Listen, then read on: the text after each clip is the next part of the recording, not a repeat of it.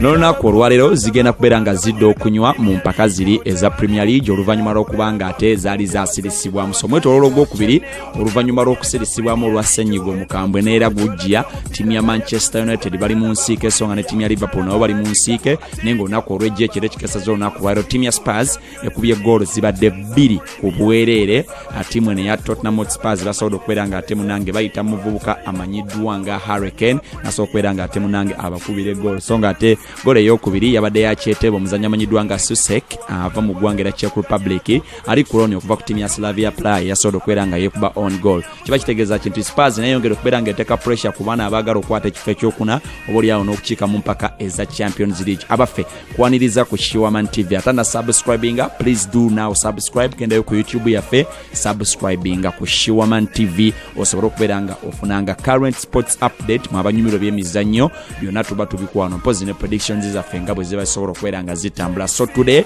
abali mu nsiike Manchester United bagenda kubanga batunka ne ttiimu ya Sheffield United mu battle by'okulabako ani agenda okubeera nga akwata ekifo ekigenda mu Champions League fenna tukimanyi bulungi nti Manchester United eno eyingira mu mupiira guno nga teyinaawo nsonga yonna egenda kubeera nga egiremesa kubeera nga oba oli ayo wangula omupiira guno kuba tukimanyi nti omupiira ogwasembayo ttiimu ya Man U bwe yalinga etunka ne ttiimu ya Sheffield United omupiira gwagenda goolo zaali 3-3 abajjukira Sheffield ng'ekyazizza bannaffe bano aba Man U ku kisaawe kyabwe kiri eri omupiira gwali 3-3 abajjukira omuzannyi amanyiddwa nga Louis Mausetti yakubako eggoolo mpozi ne John Flake n'akubako eggoolo so nga ate ne McBurn naye yateeba eggoolo za Man U ogwo omupiira ogwasembayo nga mukola amaliri zaateebwa omuzannyi amanyiddwa nga Brandon Williams Mason Greenwood yakubako 2 mpozi ate ne Marcus Rashford naye n'akubako eggoolo omupiira ogwo gwagenda goals zaali 3-3 so olunaku lwali tutunuulidde game eno eyinza okubeera enzibu nga Man U balookinga forward okubeera nga omuzannyi Paul Pogba akomawo mu starting line-up kyemanyi Paul Pogba waba wakutandika mu mupiira ogwo kijja kuba kitegeeza Fred ayinza okubeera nga bamusaddako okubanga tatandika then kiba kitegeeza nti amakati gagenda kubeera nga gakubwamu omuzannyi amanyiddwa nga Bruno Fernandes ate mpozi n'omuzannyi amanyiddwa nga Paul Pogba kati mu maaso wano bajja kukyusaamuko kyemanyi omuvubuka amanyiddwa nga Daniel James Marcus Rashford mpozi ate ne Anthony Martial then maaso wali nkakasa ndowoozamuko either Mason Greenwood oba Odion Igalo bayinza okubeera nga batandika omupiira guno naye nga ffe mu probable line-up yaffe tusuubidde omuzannyi amanyiddwa nga David De Gea mu goal tusuubidde omuvubuka amanyiddwa nga Aaron Wan-Bissaka mu namba 2 then Luke Shaw mu namba 3 mu center back tusuubiramu of course Harry Maguire mpozi ne Victor Nelson Lindelof so nga ate waneeno mu makati tusuubidde omuzannyi amanyiddwa nga Paul Pogba ne Nemanja Matic so nga abasatu ajja kuba omuzannyi Anthony Martial Marcus Rashford Bruno Fernandes ate mpozi n'omuzannyi amanyiddwa nga Daniel James era line-up eyo gye tusuubira eyinza okubeera nga etandika omupiira naye abaffe tukimanyi nti kakati already emipiira mukaaga egisembyeyo Man U bali unbeaten bawangudde emipiira 3 ne bakola draws 3 ate nga tukimanyi nti ttiimu zino 5 ezisemba wansi ze zimu ku ttiimu zibasobola okubeera nga ate munange bajjako obubonero Olegana Solskjaer abasajja be basobola okubeera nga bakonsidinga wakiri eggoolo emwemu buli mupiira gwe basobola okubeera nga bazannya ewaka ate nga basobola okubeera nga bakuuma clean sheet emipiira mukaaga kwejo omusanvu egisembyeyo nga bali ku kisaawe kino ekya Old Trafford so tosuubiramu magoolo mangi nnyo Man U bwebeera nga eri wano ewaka Sheffield United basobola okubeera nga babasabula eggoolo zabadde 3 ku bwerere ttiimu ya Newcastle omupiira ogwo bagufuniddemu ne red card kyendowooza nti kiyinza obbakosaamuko omusomesa waabwe Chris Wilder yavudde n'ategeeza n'agamba nti okubeera nga baatukubye guno omupiira tuli ready okubeera nga tuddamu okubeera nga ate munaye tu ejinga ttiimu okulaba ng'eddamu okuba nga ewangula emipiira mukaaga kwejo egisembyeyo 8 Sheffield gyesobodde okubeera nga ate munange ezannya kwawe bakozeemuko in fact emipiira mukaaga kwejo 8 egisembyeyo Sheffield gyezannye kwawe era babadde nga bateebayo eggoolo tebagenzeeko kwawe ne batakubayoko ggoolo tebagenzeeko kwawe ne batakubayoko ggoolo ng'ogyeko guno ogwa Newcastle ogwasembeyo gwe basobola okubeera nga ate munange babasabula eggoolo zabadde 3 ku 4 ate era tukimanyi nti kwejera omukaaga basobola okubeera nga bakonsidinga kumpi buli mupiira ogwo babadde babateebamu kabazanyi ab'okwetegereza ennyo of course ajja kubeera Bruno Fernandes so nga ate ku side ya ttiimu ya Sheffield ajja kubeera Billy Sharp alina goals 3 mweje mpira omukaaga egisembyeyo so tubalinze tulabe n'olunaku olwolwairo obaddalanga munaso okubeera nga ate munange mukikwasaganya embeera bwetyo bwegenda okubeera nga etambula saabagenda mu kapapula musobola okukwata omupiira guno ne mugusiba goals 2 nkakasa nti omupiira guno gujja kubeeramu goals 2 so over ya goals 2 onkakasa bukakasa nti munange omupiira guno ojja kuba oguteze bulungi meanwhile sibeboka abagenda mu kapapula Newcastle tumusubidde okubeera nga ajja kusabula tiimu ya Aston Villa kuba tukimanyi nti Aston Villa yemu ku tiimu ezisinze okunywa amagoola amangi goals kumpi 58 season eno ze goals bakamala okubeera nga ate bayingiza mu kitimba kyabwe abajjukire nnyo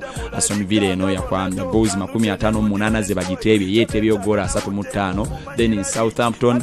emize goal 52 na tiimu ya West Ham goal 54 tiimu ya Norwich goal 55 ze zimu kwezo tiimu ezisinze okuteebwa goal ennyingi so tubasuubidde n'olwaleero okubeera nga bajja kuteebwa mu kubanga abavubuka ba tiimu ya Newcastle bano ba St Maxim ba Joe Wellington abavubuka balabika okubanga bali ku foomu etenkanika n'okusembayo nga bakuba Sheffield kibuuzo kinene nnyo eri tiimu ya Aston Villa gujja kuba mupiira muzibu whereas naye tusuubira okuba nti guyinza okubeera omwangu eri tiimu eno eya Newcastle Aston Villa ogwasembayo yakuba Newcastle goal zaali 2 ku bwerero omuzanyika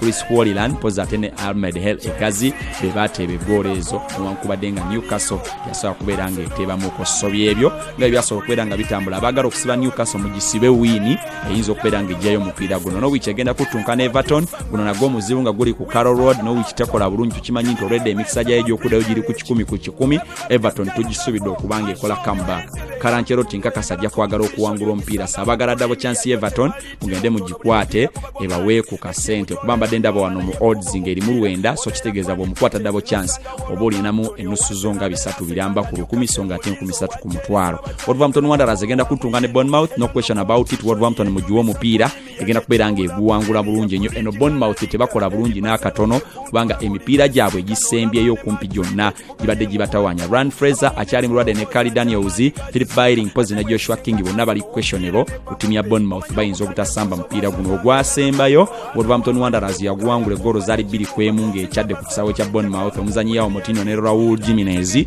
be bateebe goal ezo so nkakasa n'olwairo Bournemouth ene ya Eddie Howe tegenda kubeera ng'ewona abasajja wano aba tiimu ya Wolverhampton Wanderers kakasa n'olunaku olwaleero tiimu eno ya Bournemouth tegenda kuwona busungu bwa Nuno Espirito Santo wa Wolverhampton Wanderers Liverpool namwe muri mu nsiike mugenda kutunka ne tiimu ya Crystal Palace game eno nzibu weewaawo nga abasinga balabanga egenda okubeera ennyangu naye game eno egenda kubeera nzibu lwa nsonga James Milner Zedan Chakiri Nathan Klein Joel Matip mpozi ne Andrew Robertson bonna bali questionable bayinza obutasamba mupiira guno naye nga tukimanyi nti Crystal Palace eyina abavubuka abateeka ku bunkenke bolowooza nti singa bateweetegese bulungi bayinza okukusabula omupiira mulamba abazanyi nga Wilfred Zaha mwe bali ku tiimu eno ya Crystal Palace bendowooza nti batabu abazanyi nga Mirovic bavubuka batabu so Liverpool ene yakoze amaliri ku tiimu ya Everton 0-0 bayina okubanga bapulinga upsocking zaabwe naddala nga baagala okubeera nga bawangula ekikopo kino ekyempaka eza Premier League omupiira guno nkakasa singa baba baguwangudde bajja kwetaagayo just game emu yokka okubeera nga bagiwangula then babalangirire nga bachampioni ba Premier League so waliwo ensonga lwaki Liverpool mwina okugiwa omupiira nti Liverpool yagala kuba tiimu ya Crystal Palace egende mu mupiira oguddako nga either yagalayo obubonero busatu oba akabonero babalangirire nga bachamp aba Premier League so ndaba wini ku tiimu ya Liverpool mugende mugiye akasente ako Inter ejja kuba Sasaulo abaagala okugenda mu kapapula Inter ezanya Sasaulo yasembayo okubeera nga ate munange esabulwa mpira gwayo gwasembayo tegwagitambulira bulungi tiimu ya Atalanta yabakuba goal zaali 4-1 Inter Milan yasabye okubeera nga ekuba Sampdoria era omuzanyi amanyiddwa nga Lautaro Martinez Barcelona gweyagala ne Romelu Minama Lukaku Bolingoli be bateebe goal za tiimu ya Inter Milan Inter netendekevu musomesa Antonio Conte nkakasa guno ogw'olwaleero bajja kubeera nga baguwangula gendayo basibe akasente ako kajeyo balimu omutwalo gumu 14 genda akasente ako kajeyo Atalanta ku Lazio guno muzibu abagala both teams to score namwe era mugenda awo nkakasa Roma rather Atalanta ejja kuteeba mu Lazio kyokka ne Lazio nayo nkakasa ejja kuteeba mu tiimu eno ya Atalanta kuba empiira gyabwe gyonna egisembyeyo gibadde mu gologolo 3-3 1-1 so muzibu Atalanta asobola okuwangula kyokka ne Lazio asobola kati omugezi ogenda both teams to score nojjayo akasente ako njagala kusembyayo Arsenal David Luiz abasinga obungi nga mwagala okubanga omukulu atambulamu mu mwesonyi wagenda olwa Bakayembi ate Arsenal mwongedde contract ya mwaka mulamba agenda kusigalawo ku tiimu ya Arsenal songa ne Cedric Soares asayinize contract ya Cedric Soares wa timu ya Arsenal yasainiza contract empya ya myaka 4 so nga ne defender amwe Pablo Mari ajoyinize ku bukadde 14 kyetuyita permanent transfer. So Mikel Arteta agambye nti abavubuka nkyabeetaaga newankubadde nga Arsenal tennakwatamu mipiira ebiri, Manchester yabasabula 3 bwerere so nga ne timu ya Brighton and Hove Albion no yabakubye goolo zabadde 2 kwemusobye ebyo nga bigenda okubeera nga bitambula olunaku olw'enkya ku Lwokuna abajja okubeera mu nsiiko. Of course ajja kubeera timu ya Burnley nga batuuka ne timu ya Watford, so Arsenal mujja kuba mukomawo ku ssaawa zijja kubeera 2 ez'ekiro olunaku olw'enkya ku Lwokuna, essaawa zijja kubeera 2 nga mutuuka ne timu ya Southampton, so nga Chelsea mujja kutuuka ne timu ya Manchester City. Preview egy'ebiri Southampton ne Arsenal, Chelsea ne Manchester City njagibwa ku lunaku olw'okuna. Keep it Shiwaman TV, don't forget to subscribe. Atanaba kugendayo ku channel yaffe ya Shiwaman mugendeyo oko mu subscribing tusobola okubeera nga ekintu kino tukibeera mujja kusembyayo omupiira okugenda okubeera eri mu La Liga Santander. Barcelona ng'efuba timu ya Atletico Bilbao eggole mu kubwerere eggolo ya Ivan Rakitic ndakika y'ensanvu mu ennya yayambye Barcelona okuddayo ku ntikko. So Real Madrid bayingira mu mupiira guno nga bagenda okutuuka ne timu ya Mallorca olwaleero ku saa 5 ez'ekiro nga balina nabo okugoba bugobi basobola okubeera nga baddamu okwefunza entikko ya teblo eza La Liga Santander. Nze Shiwaman Nsega walina ekibuuzo okiteekawo wansi awo nja kuba nkiddamu, then gwe atalina ekibuuzo ng'oyagala prediction naawe era oteekawo n'oŋŋamba nti mpaka ku predictions mbeere bulungi. Chelsea, Liverpool, Man U, Arsenal,